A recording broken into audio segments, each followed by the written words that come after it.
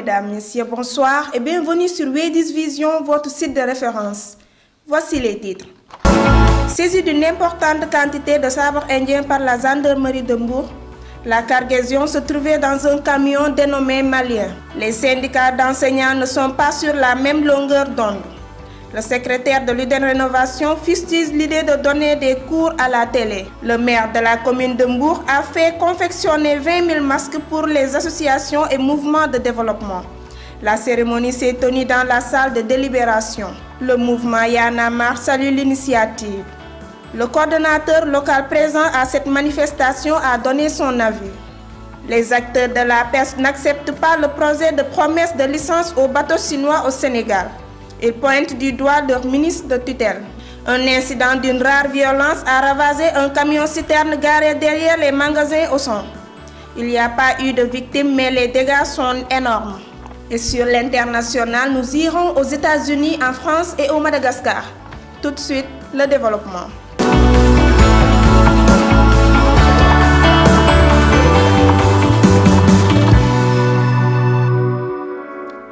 Les gendarmes de Mbour ont saisi une importante quantité de sabre indien dur, cumulé dans des sacs et soigneusement rangés dans des camions en provenance d'un pays de la sous-région. En tout, 10 personnes ont été arrêtées et 750 kilos saisis. Reportage signé Koumba Touré et Salou Faye. Les gendarmes de Mbour ont saisi environ 750 kg de chanvre indien dissimulés dans des sacs sur des camions en provenance du Mali. Les hommes en bleu ont ensuite arrêté 10 personnes. Ces personnes font partie de la chaîne. Selon le capitaine, c'est le résultat d'une enquête et filature. La cargaison soigneusement chargée dans 2 camions devait rallier Dakar. Ils ont chargé la drogue au Mali. Les trafiquants de chanvre indien veulent faire de Mbour leur plaque tournante, mais c'est sans compter avec la détermination des forces de l'ordre qui ont décidé de leur barrer le chemin. Il y a 3 mois de cela, les policiers ont saisi 1,5 tonne de chanvre indien dans un hangar dans le quartier dénommé Grand-Bourg. Les trafiquants ont utilisé la voie maritime. La douane n'est pas en reste. Ils arrêtent souvent des fraudeurs reconvertis en convoyeurs de chanvre indien. Ainsi, les gendarmes ont réussi cet exploit avec cette prise. Ils ont décidé de continuer sur cet élan.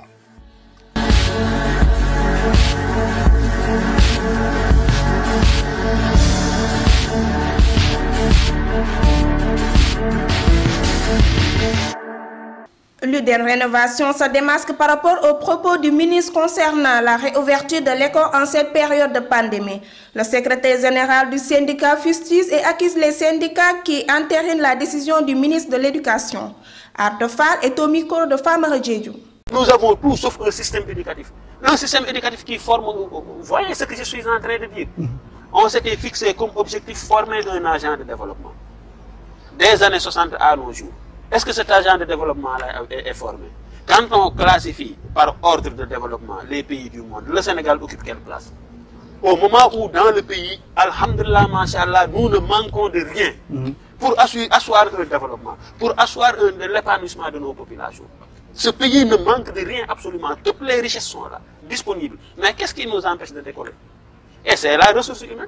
Ce sont les Chinois qui ont fait la Chine. Ce sont les Hindous qui ont fait l'Inde.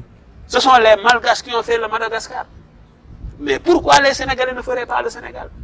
Et actuellement, je vous dis, même pour construire des bâtiments, il faut que nous allions au Maroc. Qu'est-ce que le Maroc doit pouvoir faire que le Sénégal ne peut pas faire? Qu'est-ce qu'un Chinois doit pouvoir faire que le Sénégalais ne doit pas pouvoir faire? Mais il va falloir que nous fassions notre autocritique. Il va falloir que nous nous évaluions pour voir ce que nous sommes en train de faire, c'est quoi? 60 ans après. 60 ans après, nous n'avons pas encore le type de Sénégalais qu'il faut pour amener le Sénégal de l'avant. Un pays qui n'est pas encore surpeuplé. On ne peut pas parler de surpeuplement au Sénégal. Et alhamdulillah, machallah, toutes les cultures poussent ici. 20 000 masques confectionnés et remis au mouvement et associations de développement. Le geste porte l'empreinte de la commune de Mbour. Le maire a remercié tous les représentants de mouvement présents lors de cette remise. La manifestation s'est tenue dans la salle de délibération. Les participants à cette rencontre ont respecté les gestes barrières. Le maire de Mbour est au micro de W10 Vision. La mairie de Mbour a fait confectionner à nos tailleurs locaux 20 000 masques qu'on doit distribuer au niveau de la population. Et pour distribuer ces 20 000 masques, nous faisons appui d'abord à la Croix-Rouge, au mouvement citoyen et toutes les bonnes volontés qui sont là. Comme vous le savez, l'été nous ont d'abord amené des échantillons gratuitement. C'est-à-dire que bon, même si je calcule toutes les personnes qui ont investi, je pense que les masques vont au-delà de 20 000. Nous pouvons même l'estimer à 30 000 masques.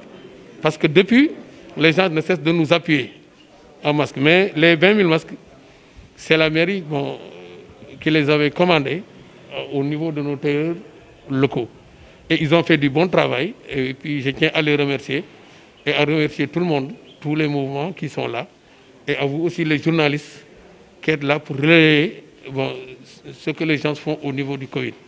Et espérons que cette maladie s'en ira le plus rapidement possible.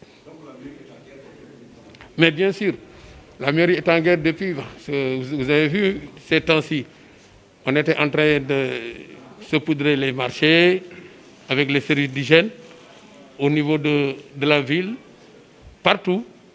Bon, la sensibilisation aussi était de rigueur. Tout le monde était là. Bon, on a fait une sensibilisation vraiment formidable au niveau des radios et au niveau aussi des particuliers qui sont là.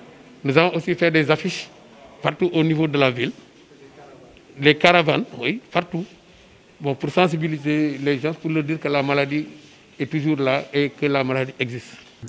Au cours de cette rencontre, le représentant du mouvement Y en a marre s'est félicité des actes posés par le chef de l'État dans la riposte contre le Covid-19. Il permet de sillonner le département dans le cadre de la sensibilisation. Momar Zixi, interrogé par Moussa Diop Pipa et Moussa Diallo. J'ai bien compris cette sensibilisation et ça c'est l'affaire de tous. Franchement, nous saluons les efforts du chef de l'État, Macky Sall, et nous sommes prêts à le soutenir concernant la riposte contre le Covid-19. Aujourd'hui, tous les mouvements opposants et société civile doivent s'unir autour de l'essentiel. Nous ne sommes pas là pour critiquer seulement. Si le président fait de bonnes choses, aussi on applaudit. C'est la moindre des choses. Y en a marre suit toujours son chemin. Nous gardons toujours nos valeurs et nos objectifs. Les acteurs de la pêche sont très remontés contre leur ministre de tutelle. Ils s'opposent à un projet de licence de pêche aux bateaux chinois. Selon ces derniers, il y a une contre-vérité dans cette affaire. Gaussou Gueye, président de l'APRAPAM, est au micro de Wedis Vision. Bon, écoutez, pour le moment, c'est des promesses de licence. Le ministre n'a pas encore signé. Mais je vais revenir, comme il avait dit. D'abord, je vais faire une précision de taille. Promesse de licence n'existe nulle part dans le code de la pêche. Promesse de licence n'existe nulle part dans le code de la pêche. En tout cas, le code qui régit le Sénégal en matière de pêche. Promesse de licence n'existe pas. Et non, maintenant, ils nous disent que la commission devait se réunir, mais avec la pandémie du Covid-19, la commission ne peut pas se réunir physiquement, mais on va demander à chaque membre de répondre par oui ou pour non sur les 56 bateaux qu'on a, qui font des demandes de licence. Pour la première fois dans l'histoire du Sénégal, 56 bateaux vont être soumis à la commission pour discuter. Et l'importance de la commission, c'est qu'il y ait des débats contradictoires. Et la commission ne peut pas statuer selon le code d'après le code de la pêche, à son article 13, qu'il faut qu'il y ait un rapport du directeur de la pêche sous-tendu par les plans d'aménagement et un rapport d'évaluation du CROD, qui est le centre de recherche océanographique Dakar-Thiaroye. Un camion citerne garé derrière le supermarché Auchan a pris feu. Selon les témoins, un malade mental est à l'origine, car il a l'habitude d'allumer des papiers sur cet espace. Reportage signé Koumba Touré et Fama Djedjou. Les flammes ont surpris tout le monde. Un incendie d'une rare violence a ravagé un camion citerne garé près des entrepôts du supermarché Auchan. Les faits ont eu lieu le matin vers 10h45. Selon les témoins, un malade mental qui fréquente les lieux est l'auteur de l'incendie. En tout cas, il ne reste que des épaves sur la place. Alertés, les sapeurs-pompiers ont réussi à éteindre le feu. Les policiers en collaboration aussi ont réussi à mettre un cordon de sécurité pour permettre aux soldats du feu de bien faire leur travail. Heureusement qu'il n'y a pas eu de blessés, mais les dégâts sont énormes. Les populations ont toujours sollicité l'implantation d'une brigade de sapeurs-pompiers sur l'espace derrière le stade contigu avec la gare routière. Espérons qu'après cette catastrophe, le projet sera ficelé.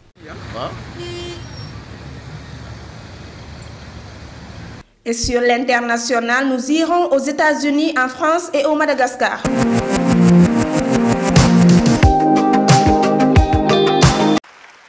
Little Richard, un des pionniers américains du rock'n'roll, est mort samedi à l'âge de 87 ans. Il était connu pour ses hymnes entraînants comme Tutti Frutti ou Long Tall Sally et sa présence endiablée sur scène. Venu du rhythm and blues, il a permis l'émergence du rock'n'roll dans les années 50 et a contribué à donner à ce style musical un air de scandale et d'anticonformisme. Little Richard a inspiré parmi les plus grands artistes du rock'n'roll du XXe siècle. Jouets collectifs mis au rebut, plan de circulation des flux, bannettes individuelles de crayons, scotch au sol pour séparer les tables. À Saint-Aubin-du-Cormier, près de Rennes, écoles et mairies s'organisent pour accueillir mardi les enfants. Ces maternelles et primaires ont été privées d'école pendant 2 mois.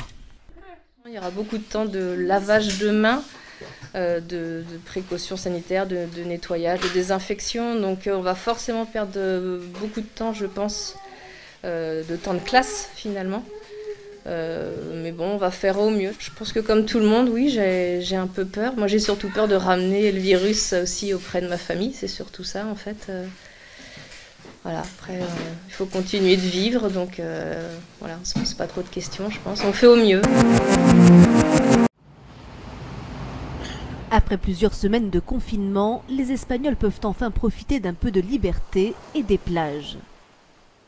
Les autorités permettent les baignades et la pratique des sports individuels de 6h à 10h le matin, comme ici à Barcelone, mais la police n'est jamais loin. C'est super, on revit. Ça fait 6 ans que je viens nager ici. J'adore être ici. On se sent libre face à la mer et on profite du soleil, mais en sécurité. En Italie, toujours pas d'instruction pour savoir quand les plages seront à nouveau ouvertes au public et selon quelles modalités, après plus de 2 mois de confinement. On attend toujours le protocole à suivre. On a besoin d'avoir une date. On a les mains liées et on ne peut rien faire. On doit savoir ce qu'on doit faire pour pouvoir commencer à travailler et le plus tôt sera le mieux. L'artémisia, nouvelle arme politique de Madagascar. La plante également clé du Covid organique, le remède trouvé par l'Institut malgache de recherche appliquée est aussi controversé qu'apprécié à travers le monde. Jusqu'à présent, elle n'était utilisée qu'en tisane. Le président Hans Rajoel, convaincu de ses propriétés préventives et curatives sur le Covid-19, souhaite passer à un mode d'administration plus direct. Des essais cliniques d'injection à base d'artémisia sur les nouveaux malades du Covid-19 seront effectués à partir de la semaine prochaine. Depuis le 22 avril, date de mise en circulation officielle du Tambavi CBO, nom malgache du remède, les commandes d'États africains se multiplient, tout comme les entretiens entre le président malgache et ses confrères africains. Des entretiens par visioconférence, pandémie de coronavirus oblige, durant lesquels le président Rajoelina de ce remède, mais aussi et surtout à vanter une nouvelle Afrique plus solidaire. Et petit à petit, les ambitions liées au Covid organique du président Rajoelina se dévoilent. Cet élément met fin à votre journal hebdomadaire. Merci à vous qui nous suivez et à toute l'équipe technique. Quant à moi, je vous donne rendez-vous la semaine prochaine.